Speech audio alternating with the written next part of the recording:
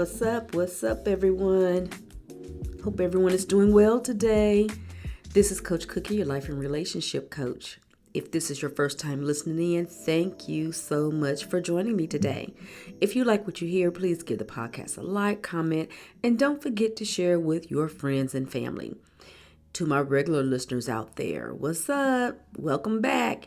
And I want you to know that you're greatly appreciated. Here at Rising Higher, I'm going to give you some snippets for success to not only help you to survive, but to help you thrive. Now, in today's episode, I want to discuss the difference between the overt and the covert narcissist. But before we get into that, let's discuss the high points from last week's episode where I provided some tips on how the empaths should take time out to love themselves daily.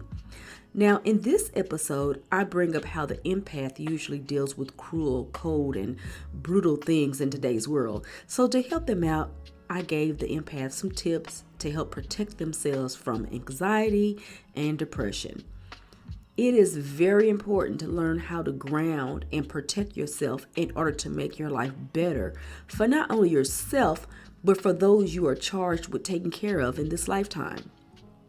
If this sounds like something you want to learn more about or you need help with, go back and listen to the entire episode. Again, it's called Tips Toward Loving Yourself. Now we're on my favorite part of the show, Keeping It Real. Now, a lot of times my listeners may have questions that they would like for me to answer. And on this portion of my show, Keep It Real, I will answer your questions that you have. So today on Keeping It Real, I have a question from LaTanya in New York. And she asked, "Hey, Coach Cookie, why are there so many men out there that seem to love me in the beginning, but then I feel like they use me and then they leave me? What is going on and why does this keep happening to me, girl?" So in a lot of my sessions that I have, I've noticed that when working with women, that a big issue a lot of times is that women rush into relationships. And this usually happens because a lot of women grew up in a household where they were abandoned by their fathers. There was not an example of a father figure to teach you, and you were left to figure it out on your own. So you developed this feeling you didn't matter and no one noticed you. So as a woman, you're starving for any kind of attention, even if it's bad attention. So the first thing that a man says to you that's kind, or he treats you decent, or he shows you any kind of attention, you're ready to open up the goodie box and give him a treat. Remember, ladies, that a lot of who you are going to attract has a lot to do with how you feel about yourself and your values. If you're looking for that really good man, make sure you are what you're trying to attract. If you want your man to be a God-fearing, loving, compassionate man, he's healed, whole, and your best friend, then make sure that is what you bring to the table. If all you bring to the table is baggage and dysfunction, those same types of men with their baggage and dysfunction are able to sniff that out 20 miles away. And it makes it so easy to make you a target so they can get what they want from you. When this baggage and dysfunction is in your man, it's time for you to really take a serious look at the situation, because men with this baggage and dysfunction are not looking for a serious committed relationship. They just want one thing, and once they get that, they're gone. I have to really say, I'm really loving this question a lot, and I have so much more that I could talk about with this topic, such as discussing how to spot the characteristics of these male hunters. So as women, you will stop wasting your time with these men who are not serious with you. But for today, I'm going to stop answering the question right here. But to all my listeners out there, I'm going to pick this back up soon and talk about how to spot those male hunter characteristics so you will know what to watch out for and how to stop attracting these men. But until then, for right now, I need for all my women out there to know not to be so quick to give up the goodies. And again, understand that you're attracting these type of men because there's some work that you need to do on you. To any of my listeners who are going through anything similar to this and want to learn more about what you can do to stop attracting these type of men, check out my episode called How to Break the Cycle of Toxic Relationships. And this episode will give you a really good solid foundation to teach you why you are attracting these toxic people and how to break that vicious cycle. At any time you think you need more help with this issue, we may need to talk. Hit me up at heycoachcookie@gmail.com so we can find out if you can benefit from coaching. Thank you so much, LaTanya, for this great question. I'm praying for you right now, girl, and I'm sending you a big hug. So now let's get into the main topic of the day. And the main topic is the difference between the overt and the covert narcissist. We all know that narcissists are people who are focused only on their own needs. They are unable and unwilling to care about or consider other people's feelings. They don't understand, respect integrity, or compromise. They want what they want, when they want it, and anything or anyone that stands in their way is the enemy. The true narcissist is remorseless, selfish, sadistic, and shallow. Narcissists can be any age, gender, sexuality, or race. So now we got all of that out in the open, let's talk about the overt narcissist. When we think of narcissists, we usually think of arrogant people who believe they can do no wrong or that they are God's gift to humanity. This is the overt narcissist. He is overtly narcissistic. And overt means plainly seen or not hidden. This describes the overt narcissist exactly to the T. He is arrogant, egotistical, and not afraid to toot his own horn and insist that everyone else should do the same. He may be sarcastic, sadistic, condescending, cruel, and cold. The overt narcissist is not a sympathetic character. He will rage when challenged, and he insists that his needs be catered to immediately. Any and all individuality in a partner will be brutally cut off and replaced with his way of thinking only. He's often a bully, a cheater, and it's not common for him to engage in physical abuse of his partners. He believes he is entitled to literally anything he wants and will make unbelievable statements of entitlement with a straight face. Anybody know anybody like that? I'm just thinking while I'm talking about this. His selfishness is shocking and scary.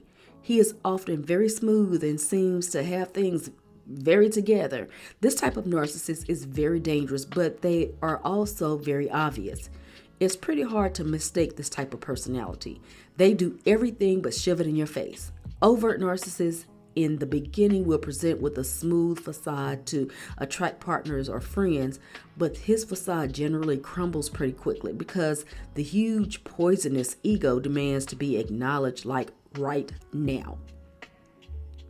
Because of this, they are in some ways easier to avoid than their counterpart, the covert narcissist.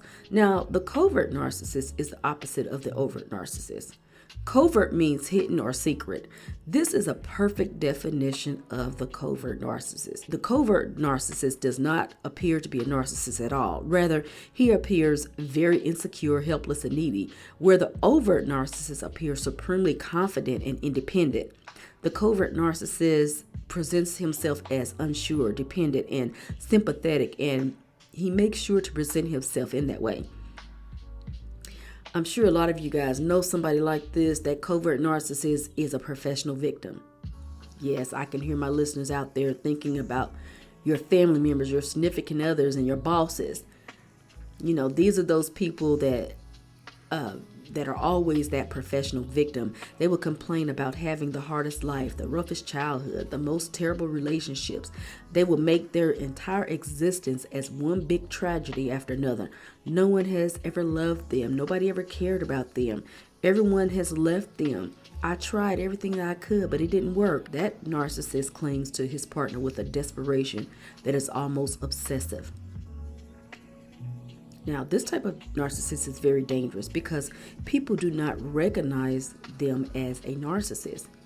It is only after knowing them for a while that people begin to realize how selfish and self-absorbed this person really is. What we mistake for insecurity is actually selfishness because his needs come first. Always. This is usually the type of narcissist that the empaths become entangled with.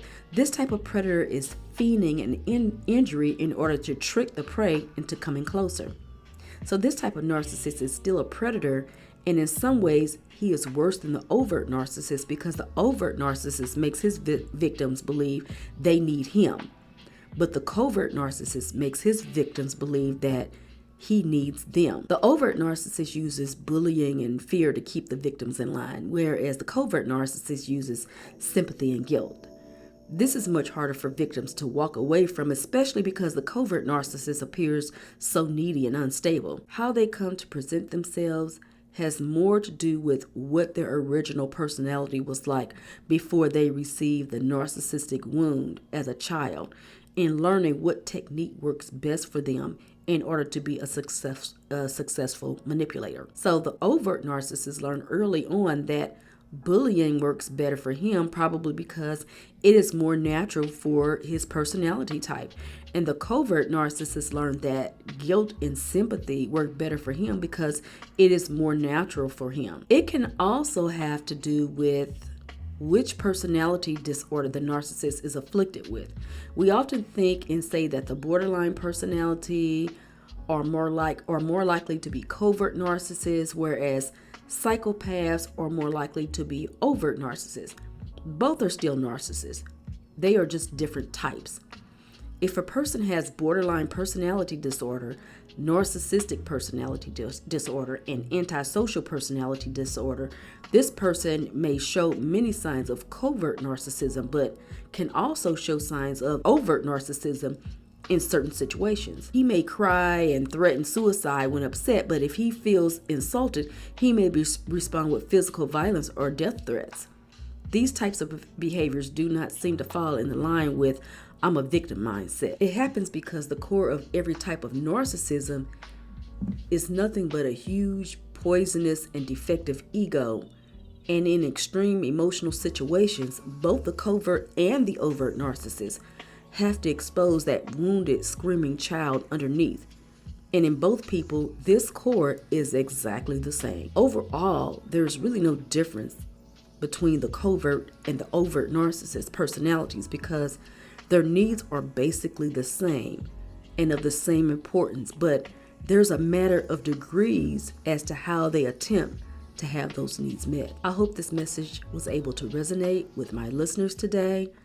I would love to hear your thoughts on this topic. If you have had experience with dealing with both the overt and the covert narcissist and you're able to give a comparison, I would love to hear it. Remember, each and everyone under the sound of my voice, I'm here for you. So I want to be able to bring content that meets your needs, that's going to help you through your healing journey. So if you have any questions that you would like for me to answer, a topic that you would like for me to do an episode on, or if you or your family needs coaching, please feel free to hit me up at heycoachcookie@gmail.com. This is Coach Cookie reminding everyone under the sound of my voice to love yourself first as we rise higher together. Be blessed, and I'll talk to you soon.